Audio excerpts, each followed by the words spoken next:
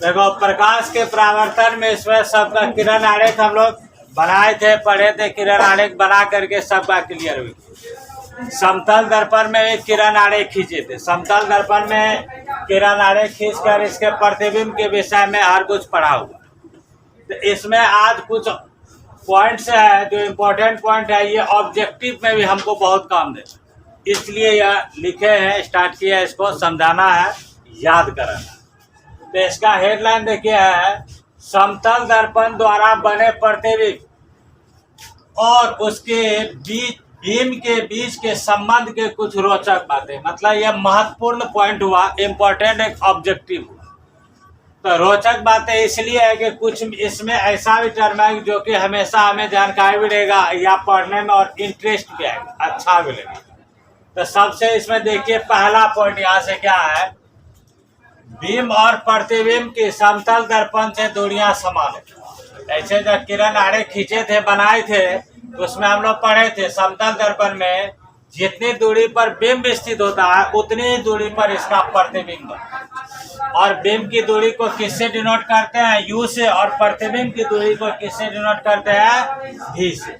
इसका मतलब है कि समतल दर्पण में जो बना प्रतिबिंब है, इसमें वस्तु की दूरी और साथ ही साथ प्रतिबिंब का दूरी जो होता है वह क्या होता है? बराबर होता है। इसका ये तात्पर्य हुआ। अच्छे से समझ। इस चीज को समझने के लिए एक बार फिर डायग्राम बनाकर उसमें सर्वांशम कर करके भी इसे स्पष्ट किया जा सकता है। यह पहला पॉइंट याद हो गया।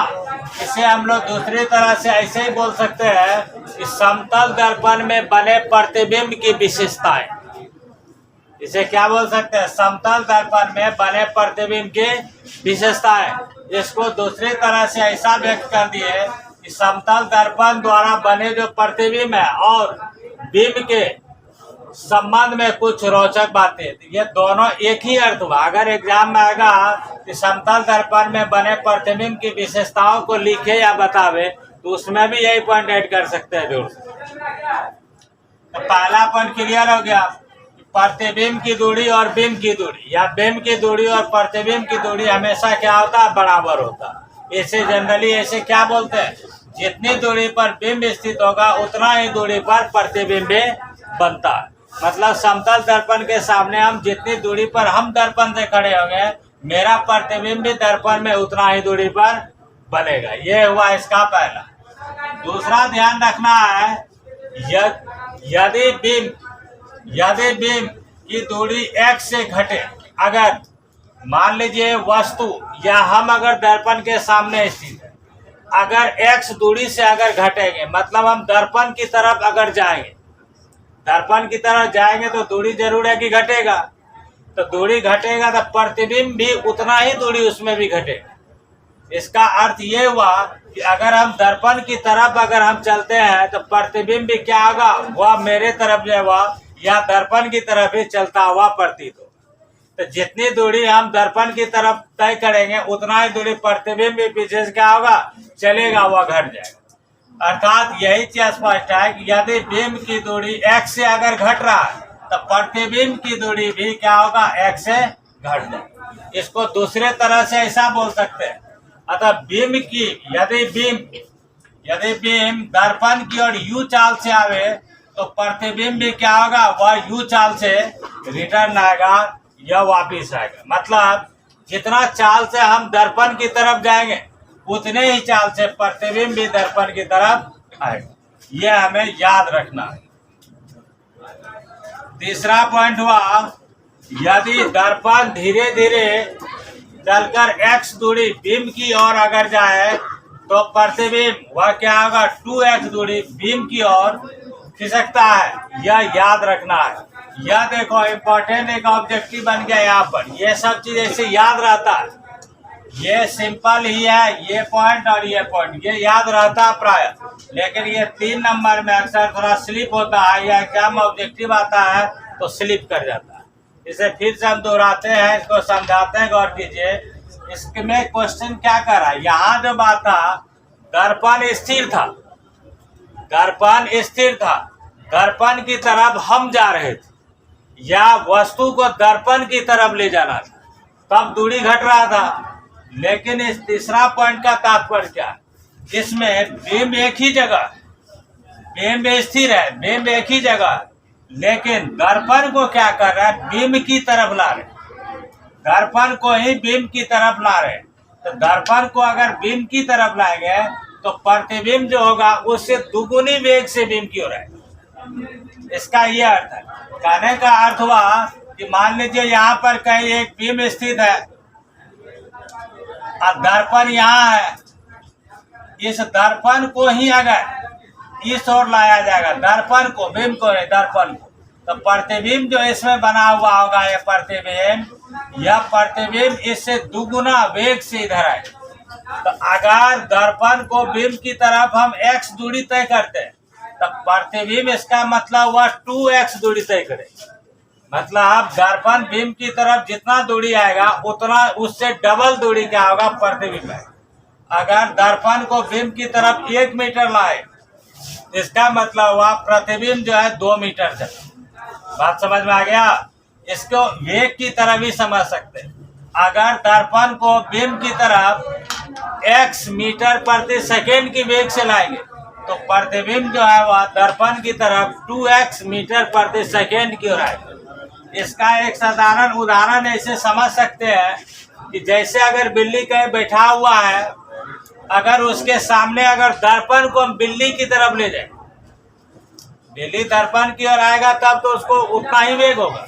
अगर दर्पण को हम बिल्ली की तरफ ले जाएंगे तो बिल्ली को ये आभास होगा कि बहुत ज्यादा वेग से मेरे ऊपर जब वह अटैक कर रहा है, या उधर से दर्पण में जो बिल्ली का प्रतिबिंब बना होगा वह ऐसा प्रतीत होगा कि ज्यादा तीव्र गति से वह आगे की ओर बढ़ रहा है, जिससे डर करके बिल्ली क्या होगा, भाग जाएगी। ये भी हमें ध्यान रखना है इसमें।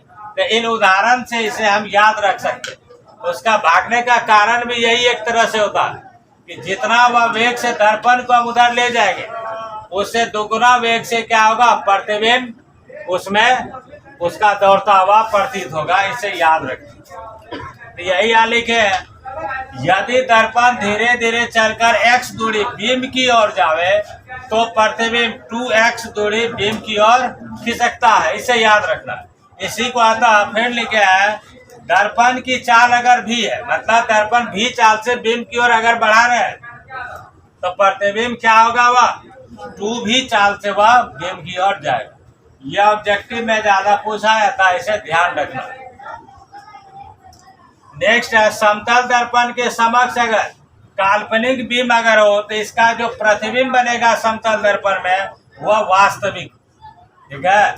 अगर समतल दर्पण के सामने काल्पनिक, मतलब कोई प्रतिबिंब पहले से बना हुआ जो है कि काल्पनिक है, तो अगर इसके सामने समतल दर्पण रखेंगे तो इसका प्रतिबिंब बनेगा वह वास्तविक हो जाएगा। और यदि वास्तविक बीम अगर स्थित है तो इसका प्रतिबिंब जो है वह काल्पनिक बनेगा। समतल दर्पण में यह इसका खूबी हुआ यार।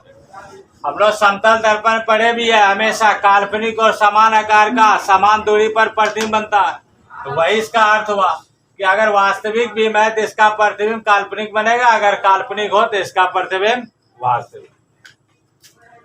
नेक्स्ट पॉइंट है, समतल दर्पण में व्यक्ति के प्रतिबिंब का जब निर्माण करता है तो उसमें कुछ पार्श्व परिवर्तन हो। यह पार्श्व परिवर्तन बताया गया था। समतल दर्पण में हम लोग जो प्रतिबिंब पढ़े थे तो पढ़े थे क्या, सीधा बनता। तो सीधा मतलब ऊंचाई के हिसाब से इसका परिवर्तन नहीं होता। पार्श्व परिवर्तन का मतलब होता है कि दायां भाग और बायां भाग में बदलाव हो जाता है। तो इसमें क्या होता है, पार्श्व परिवर्तन हो जाता है। दायां वाला जो भाग होता है वह बायां प्रतीत होता है और जो बायां भाग होता है वह दायां प्रतीत होता है। इस तरह से याद रखेंगे। ऐसे भी समझ सकते हैं, अगर हम दर्पण के सामने खड़े होकर के अपना दायां हाथ ऊपर करेंगे तो प्रतिबिंब अर्थात दर्पण में जो प्रतिबिंब बना हुआ है उसका बायां हाथ उठा हुआ प्रतीत हो। यही परिवर्तन पार्श्व परिवर्तन होता है। इसमें यह भी समझाए थे कि 26 लेटर कैपिटल में जो है हम लोग लिख सकते हैं, दर्पण उसके सामने रख करके उससे प्रतिबिंब का प्रेक्षण कर सकते हैं। और इसमें कुछ ऐसा भी लेटर आएगा जो कैपिटल लेटर होगा जिस पर पार्श्व परिवर्तन का प्रभाव नहीं पड़ता, जैसा कि कैपिटल ए, इस पर पार्श्व परिवर्तन का प्रभाव नहीं पड़ता। यहाँ दाया बाया पे डिफरेंट होता है। यहाँ ऊपर नीचे उलटता नहीं, इसलिए ए पर कोई प्रभाव नहीं पड़ेगा, एच पर कोई प्रभाव नहीं पड़ेगा, ओ पर कोई प्रभाव नहीं पड़ेगा, एक्स पर कोई प्रभाव नहीं पड़ेगा, डब्ल्यू पर कोई प्रभाव नहीं पड़ेगा। तो ऐसे बहुत सारे कैपिटल लेटर है जिस पर पार्श्व परिवर्तन का प्रभाव नहीं पड़ता है, ये भी याद रखेंगे और ये प्रैक्टिकल करके हम नोट कर सकते हैं, लिख सकते हैं। इसीलिए इसमें ऐसा होने के कारण, इसलिए एम्बुलेंस में अगर सामने से देखिएगा तो उसमें क्या दिखाई पड़ता है, उल्टा दिखाई पड़ता है। वो पार्श्व परिवर्तन वह क्या करता है, उसका पालन करता है। वो तो उल्टा उसमें ऐसा क्यों रहता है, क्योंकि एम्बुलेंस जो अगर मान लीजिए कहीं आगे जाएगा तो वह किसी से अगर पास मांगता है तो वह आगे जो भी गाड़ी है वह चालक क्या होगा, एम्बुलेंस को वह अपने दर्पण में देखे, तो वह अपने दर्पण में जब देखेगा तो क्या होगा, वह पार्श्व परिवर्तन फिर दोबारा होगा। एम्बुलेंस में पहले पार्श्व परिवर्तन है, उल्टा है, और उस दर्पण में दोबारा उल्टा को अगर देखेगा तो उस दर्पण में क्या होगा, सीधा दिखाई देगा। मतलब एम्बुलेंस के चालक अगर आगे गाड़ी बढ़ाना है, पास अगर मांगेगा तो आगे वाला जो गाड़ी है उसके दर्पण में जो एम्बुलेंस होगा वो सीधा दिखाई देगा, वो आसानी से पढ़ सकता है कि वह एम्बुलेंस है, ताकि एम्बुलेंस का रास्ता आसानी से क्लियर कर दे, वह आगे बढ़ जाए। ये प्रतिबिंब का साइन, यह पहले पॉइंट से ही यह स्पष्टीकरण था, वह जितना दूरी पर बीम था उतना दूरी पर प्रतिबिंब। तो यहाँ ऊंचाई भी वही सेम होता है, यहाँ प्रतिबिंब की ऊंचाई और बिंब की ऊंचाई क्या होता है, बराबर होता है। समतल दर्पण में जितना बड़ा बिंब होगा उतना ही बड़ा क्या होगा, प्रतिबिंब होगा। इसे याद रखना, अच्छे से इसे ध्यान रखिए। नेक्स्ट पॉइंट है यहाँ, एक मनुष्य को अपना पूरा प्रतिबिंब देखने के लिए अपनी ऊंचाई की आधी ऊंचाई का दर्पण चाहिए। देखिए ये भी प्राय क्वेश्चन है, ये जनरली ऐसे कोई पूछ भी देगा, यह इम्पोर्टेंट है। मतलब अगर हम अपना पूरा प्रतिबिंब अगर देखना चाहे तो क्या मेरे पूरे माप का ही दर्पण की जरूरत है, क्या इससे छोटा में भी दिखाई पड़ सकता है? तो इसका सही और परफेक्ट आंसर इसी में लिखा हुआ है कि अगर हम अपना पूरा प्रतिबिंब दर्पण में देखना चाहे तो हमें अपनी ऊंचाई का आधा ऊंचाई का दर्पण लेना होगा, तब हमें पूरा प्रतिबिंब दिखाई देगा। अगर आधी ऊंचाई से कम है तो इसका मतलब है कि इस दर्पण में मेरा पूरा प्रतिबिंब दिखाई नहीं देगा। ये अच्छे से माइंड में सेट रखेंगे, ये इम्पोर्टेंट हुआ। फिर से दोहराते सेंटेंस को ध्यान रखेंगे, किसी वस्तु का पूरा प्रतिबिंब प्राप्त करने के लिए उस वस्तु के आधी ऊंचाई की दर्पण अवश्य चाहिए, तब उसका पूरा प्रतिबिंब दिखाई पड़ेगा या उसमें पूरा प्रतिबिंब बनेगा, अन्यथा नहीं बनेगा।